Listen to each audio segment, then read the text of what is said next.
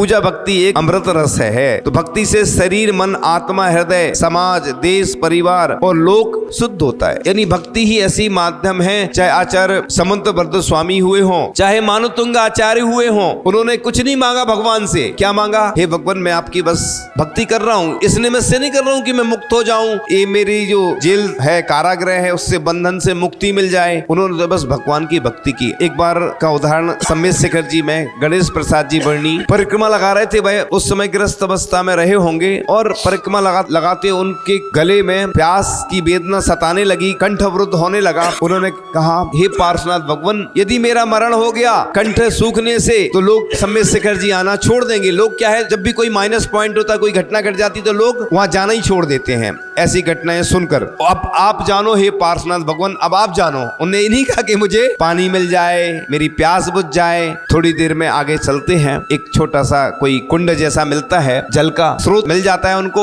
और वो जल ग्रहण कर लेते हैं छान करके। और आगे चलते हैं तो लोग पूछते हैं, आप कहाँ से आ रहे हैं? वो बोलते हैं कि अभी अभी जल ग्रहण करके आ रहा हूँ। तो लोग कहते हैं, हमें तो मिला नहीं कोई कुंड। उन्होंने कहा, जाके देखो। जाके देखा तो वो गायब था। अब बताओ, उन्होंने भगवान पार्श्वनाथ से प्रार्थना की थी तो कैसे आ गया? बताओ, प्रकट कैसे हुआ? किसने किया? वो देवों ने। तो आपके चरणों की वो धूल होते हैं, अगर आपका पुण्य प्रबल होता है तो आपकी सब मदद करते हैं। तो इसी प्रकार से अपनी भक्ति में अगर शक्ति होती है तो सब कुछ हासिल हो जाता है। इसलिए जब भी अपन के अंदर ऐसी भावना है तो जो मोक्ष के द्वार पर ताला लगा है उसकी चाबी हमारे पास है, वह है भक्ति। उसके माध्यम से ही ताला खुलता है। तो भक्ति पापी मन को पवित्र करती है। तल्लीनता से भक्ति करने से अतिशय चमत्कार होते हैं। तो भक्ति से आनंद, उत्साह है, वो सफलता की भी प्राप्ति होती है। इसलिए कभी भी ऐसा नहीं सोचो कि हम क्या कर सकते हैं। आप क्या नहीं कर सकते हैं, आप सब कुछ कर सकते हैं।